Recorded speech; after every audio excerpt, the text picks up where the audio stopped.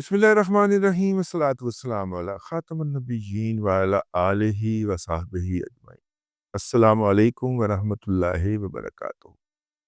पीर के रोज़ मुज़ाकरात का दौर चला और ये मुज़ाकरात का दौर जो था, ये इसके बावजूद चला कि पीटीआई ने जब बार-बार कहा कि हमें जवाब दें, हमें जवाब दें, तो पीएमएलएन ने अक कर आखिर से कहा कि जाओ साडे वाले जवाब से। पीएमएलएन ने आके कहा कि हमारी तरफ से जवाब है। इसके बावजूद पीटीआई ने कहा कि नहीं बूढ़िए, मैं नहीं जाना कार, मैं नहीं जाना, तो दुम फड़ के चली आई मुज़ाकरात के। ठीक है ना? हाँ, मैं नहीं जाना खेड़ियां दे नाल, दिल विच रांझे दा ख्याल, मैं नहीं जाना खेड़ियां दे नाल। पीटीआई जो है वो खेड़ियों को गीत गाते-गाते ना पहुंच गई जनाब मुज़ाकरात के। बुनियादी तौर पे पीएमएलएन से पीटीआई ने जो राब्ता किया था, उसमें पीएमएलएन ने उन्हें बता दिया था कि आपकी जो चौदह 4 के 4 पॉइंट हैं, जिसके अंदर 26 और 9 मई के वाक़यात की जुडिशल इंक्वायरी है, जिसके अंदर जनाब लोगों के मुकदमात की वापसी है और बानी पीटीआई समेत सबकी रिहाई है। वैसे भाई तभी मैं आपको अर्ज़ करूँ, एक लिस्ट हथे चढ़ी है और उस लिस्ट के अंदर जो लोग 9 मई और 26 नवंबर के वाक़यात के अंदर मुलव्वस हैं, उनको रिहा किया जाए और ये लिस्ट है जिसके मुताबिक उनकी रिहाई अमल में आनी जाए। उस लिस्ट में टॉप ऑफ द लाइन नाम जो है वो इमरान अहमद खान न्याज़ी साहब, वल्द इकरामुल्लाह खान न्याज़ी साहब, हाल मुकीम उडियाला, झींगा लाला, झींगा लाला, झींगा लाला। उन्हां दा नां जे यार अंदाज़ा करो यार, एडे बेशरम ने, रज के बेशरम ने, जद्दी पुश्ती बेशरम ने, नानके दादियों बेशरम ने यार। शर्म की होंदी? ठीक है? अपने जी नूं जी हुंदी है। होर भोलिया शर्म की? ਉਹ ਮੈਨੂੰ ਪਹਿਲੇ रिहा करवाओ, गर्मियां बड़ियां मुश्किल ने। ऊपर से अकरम भी सस्पेंड होके फौज के कब्जे में चला गया है, जो सप्लाई वप्लाई कर किया करता था, ठीक है ना, डिप्टी सुपरिटेंडेंट अकरम अडयाला का। मैनू रिहा करवाओ सब तो पहले। तो लिस्ट में सबसे पहला नाम उनका है, लेकिन खैर उन्हें कह दिया गया। ये दूसरा हो गया जनाब के जुडिशल इंक्वायरी, हमारे लोगों की रिहाई जो कि कैद है, बशमूल इमरान अहमद खान न्याजी, और जो आपने हमारा मैंडेट चोरी किया है उसकी वापसी, ठीक है? और मैंडेट वापस दे के हमारी हुकूमत कायम कर।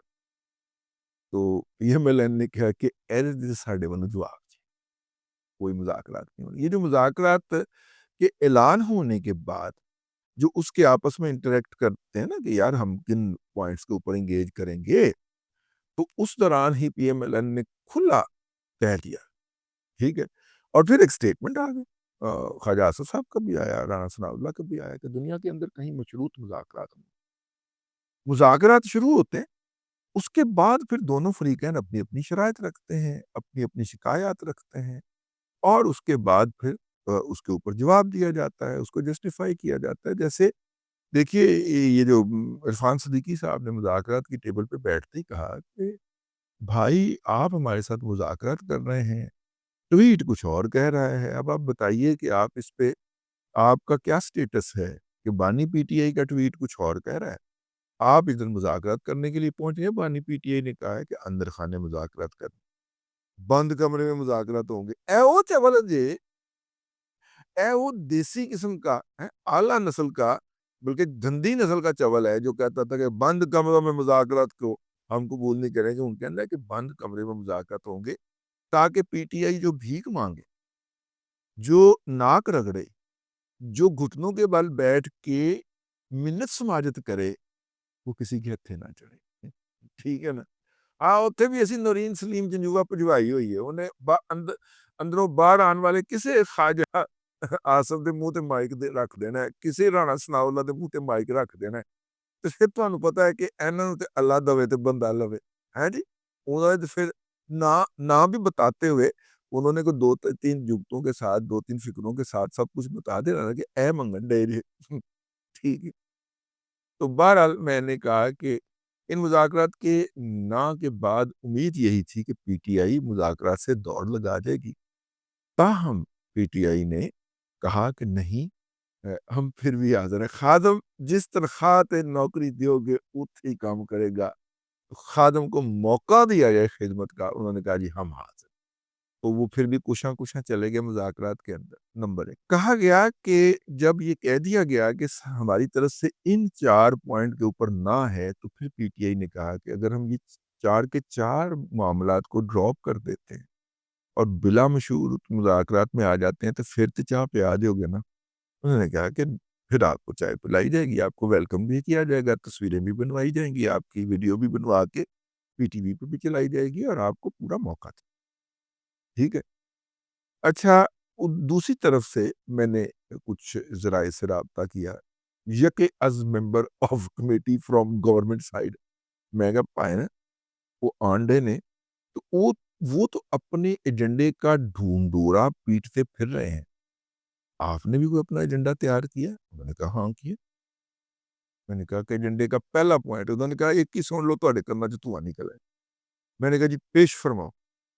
انہوں نے کہا کہ ہم نے کہنا ہے کہ یہ جو آپ نے وفاق کے خلاف ایک بغاوت شروع کی آرگنائزڈ طریقے سے، جس کے اندر پولیس کی ہڑتال بھی شامل تھی، اور اس ہڑتال کو جس طرح پیٹرنائز کیا گیا اور کروایا گیا اور سمگلروں سے وہاں کی اخراجات جو تھے ہڑتال کے وہ فائنانس کروائے گئے، اس وعدے کے اوپر کہ آپ کو ہم سمگلنگ کی اجازت دیں گے، اور پھر اس کے بعد آپ نے جو وہاں پہ فوج کی خلاف نفرت انگیزی کی مہم کو لیڈ کیا اور وہاں سے فوج کو نکالنے کا اور رینجرز کی اور لیویز کی جو چوکیاں ہیں وہ ختم کرنے کا مطالبہ کیا، چولو سارے جہان دیو ہیں، وہ چولو شاہ کوٹ دیو جا کے وہاں پہ پھر اپنی ریٹ قائم کرنی تھی نا، ریٹ قائم کرو نا تاکہ فوج پیچھے ہٹے اور سول ایڈمنسٹریشن ٹیک اوور کرتی جائے۔